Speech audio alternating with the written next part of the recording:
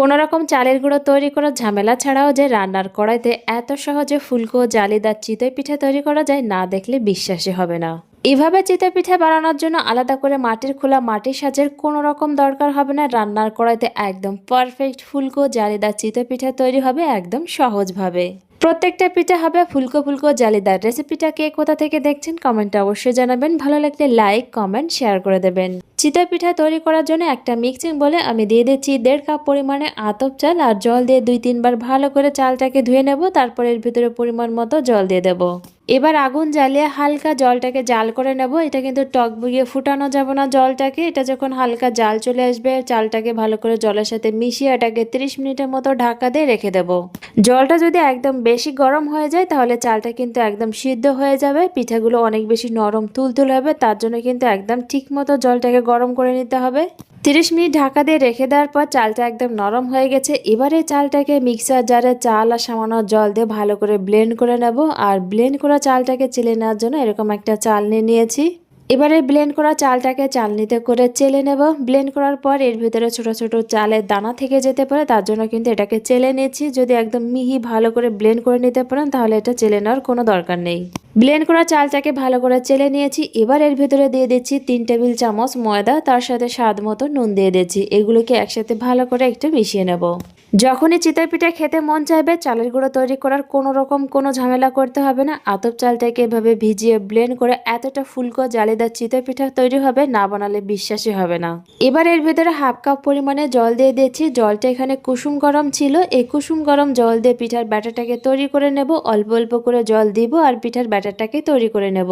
প্রথমে 1/2 কাপ কুসুম গরম জল দিয়ে পিঠার ব্যাটারটাকে ভালো করে মিশিয়ে নিয়েছি। তারপর এখানে আরো 1/2 কাপ পরিমাণে কুসুম গরম জল দিয়ে দিয়েছি। পিঠার ব্যাটারটা হালকা ঘন ছিল তাই এখানে আরো 2 টেবিল চামচ জল দিয়ে দিয়েছি। মোট এখানে 1 কাপ 2 টেবিল চামচ জল লেগেছে, তবে জলের পরিমাণটা কম বেশি লাগতে পারে। পিঠার ব্যাটারটাকে ভালো করে তৈরি করে নিয়েছি। এবার এখানে 1 চা চামচ বেকিং পাউডার দিয়ে দিচ্ছি। এবার এটাকে খুব ভালো করে মিশিয়ে নেব। রান্নার কড়াইটাকে একদম ভালোভাবে গরম করে নিয়েছি। তারপর এখানে সামান্য একটু তেল দিয়ে একটা সুতির কাপড় দিয়ে ভালো করে এটাকে মুছে নিয়েছি। কড়াইটা একদম নন স্টিকের মতো হয়ে যাবে, পিঠাগুলো কড়াইতে একদমই লেগে যাবে না। আগুনের ফ্লেমটা হাইতে রেখে 2 হাতা পরিমাণে পিঠার ব্যাটার দিয়ে দেবো। কিছু সময় হাই ফ্লেমে রেখে দিলে এরকম জালি জালি ভাব চলে আসবে। তারপর একটা ঢাকনা দিয়ে এটাকে ঢেকে দেবো। তারপর লো ফ্লেমে কিছু সময় হতে দেবো। কিছু সময় পর ঢাকনা খুলে দেখাচ্ছি পিঠাটা কতটা ফুলকো ফুলকো জালিদার হয়েছে। প্রথম পিঠাটাই এতটা সুন্দর জালিদার আর ফুলকো হয়েছে দেখে কেউ বিশ্বাসই করতে পারবে না।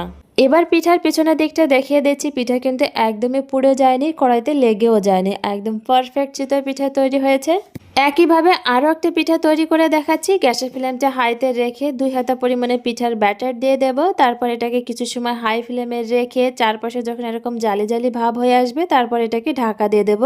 এটাকে ঢাকা দিয়ে কিছু সময় লো ফ্লেমে রেখে দিলে একদম ফুলকো ফুলকো জালিদার চিতই পিঠে তৈরি হবে। ঢাকা দিয়ে কিছু সময় লো ফ্লেমে রেখে দিয়েছিলাম। এবার ঢাকনা খুলে দেখাচ্ছি দ্বিতীয় পিঠাটাও কতটা ফুলকো জালিদার হয়েছে। এভাবে ফুলকো জালিদার চিতই পিঠা তৈরি করে কিন্তু দুধে ভিজিয়েও দুধ চিতই পিঠা তৈরি করে নিতে পারেন। তবে গরম দুধে ভিজানোর আগে পিঠাগুলোকে একদম ঠান্ডা করে তারপর ভিজে নিতে হবে। দ্বিতীয় পিঠার পিছনের দিকটা দেখেই বুঝতে পারছেন পিঠা কিন্তু একদমই পুড়ে যায়নি, কড়াইতেও লেগে যায়নি। এভাবে কিন্তু একদম সহজভাবে রান্নার কড়াইতে পিঠা তৈরি করে নিতে পারেন। পিঠা দেখে বুঝতে পারছেন পিঠার চারপাশে কতটা বেশি জালিদার হয়েছে আর কতটা সুন্দর পিঠা তৈরি হয়েছে। এবার একটা পিঠা ছিঁড়ে দেখাচ্ছি, ভিতরটাও কতটা জালিদার হয়েছে। রেসিপিটা ভালো লাগলে লাইক কমেন্ট শেয়ার করে দেবেন। বাড়িতে অবশ্যই একবার ট্রাই করতে পারেন।